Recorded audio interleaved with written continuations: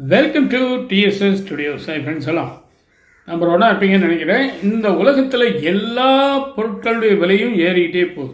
சாதாரணமாக வாங்கக்கூடியதெல்லாம் இப்போ வாங்கவே முடியல, அந்தளவுக்கு விலை ஏறிட்டு போகுது. டிமாண்டும் அதிகமாக இருக்குது. ஆனால் ஒன்று மட்டும் ரொம்ப சீப்பாக கிடைக்குது. அது என்னன்னு உங்களுக்கு தெரிஞ்சுக்கணும்னு ஆசையாக இருக்கா?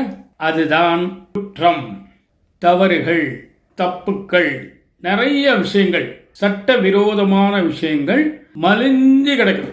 எங்கே திரும்பினாலும் அதான். ஆன்லைன் மோசடியில் இருந்து 80 வயது மூதாட்டி வரை எல்லா பிரச்சனைகளும் தாராளமாக இருக்குது.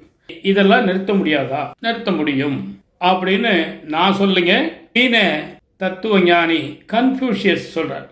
வாங்க அவர் என்ன சொல்கிறாருன்னு கேட்போம். ஒரு சாமியார், அவர்கிட்ட ஒரு 4-5 சீடர்கள் பாடம் படிச்சுட்டு இருக்காங்க.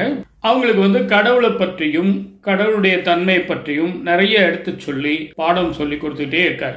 ஒரு நாள் நம்ம குவார்ட்டர்லி, ஆஃப்வெலி, ஆன்வெலி அப்படிங்கிற மாதிரி சில வழிகள் இருக்கு இல்லையா, அந்த மாதிரி பரீட்சை நடத்தலாம் அப்படின்னு சொல்லி ஒரு 3 சீடர்களை கூப்பிட்றாரு. ஆளுக்கு ஒரு மாம்பழம் கையில் கொடுக்குறாரு.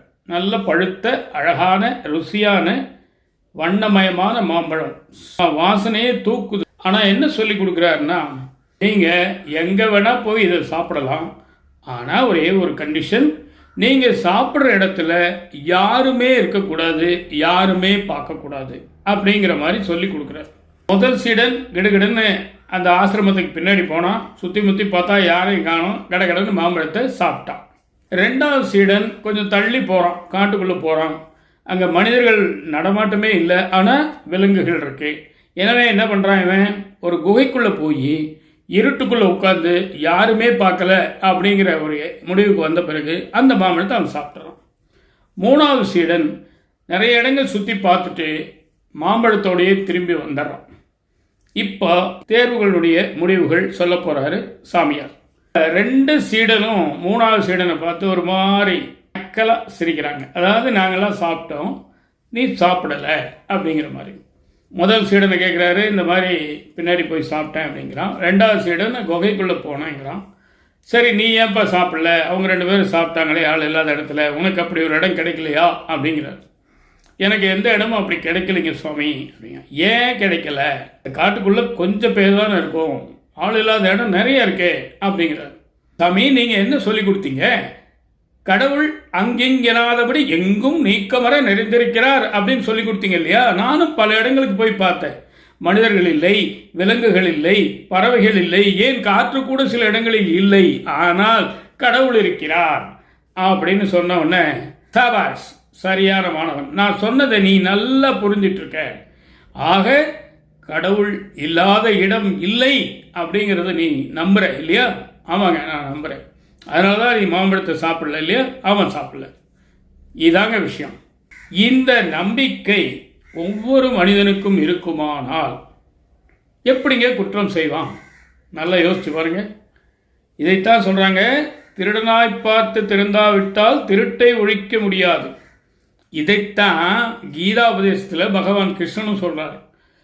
நீ செய்யும் செயல்களுக்கு நான் சாட்சியாக இருப்பேன் அப்படிங்கிறாரு. அப்போ அவர் நேரில் வராருன்னு அர்த்தமா? அதுதான் உன் மனசாட்சி. வாத்தியார் பாட்டு கூட இருக்கே, நெஞ்சுக்கு தேவை மனசாட்சி, அது நீதி தேவனின் அரசாட்சி, அத்தனை உண்மைக்கும் அவன் சாட்சி, மக்கள் அரங்கத்தில் வராது அவன் காட்சி, மக்கள் அரங்கத்தில் வராது அவன் காட்சி. அதான் விஷயம். அப்போ எந்த குற்றம் நடைபெறும் முன்பும் அங்கு கடவுள் இருக்கிறார், நம்மை பார்த்து கொண்டிருக்கிறார் என்று யார் ஒருவர் நினைக்கிறார்களோ குற்றம் செய்ய மாட்டார்கள். முயற்சி பண்ணி பார்க்கலாமே. கடவுள் இருக்காரா இல்லையான்ற ஆராய்ச்சிக்கு போயிடாதீங்க. இல்லாமையே இருக்கட்டும், பொய்யாவே இருக்கட்டும், கற்பனையாகவே இருக்கட்டும், கதையாகவே இருக்கட்டும். ஆனால் அந்த கற்பனை கதை இந்த இடத்திலே ஒரு தப்பு செய்யும் போது நம்மை தடுக்கிறது என்றால் அது எல்லாவற்றை விட பெரிதுதானே இல்லையா? இதான் என்னுடைய முடிவு, என்னுடைய கருத்து. இதான் விஷயம். நிச்சயமாக இந்த விஷயம் உங்களுக்கு பிடிச்சிருக்குங்கிறத விட புரிஞ்சிருக்கும்னு நம்புகிறேன். உங்கள் கருத்துக்களை எதிர்பார்க்குறேன். மீண்டும் அடுத்த எபிசோடு சந்திப்போமா? அதுவரை உங்களிடம் விடைபெறுவது உங்கள் அன்பட்டி சண்முக சுந்தரம், போத்தனூர், கோயம்புத்தூர். நன்றி, வணக்கம்.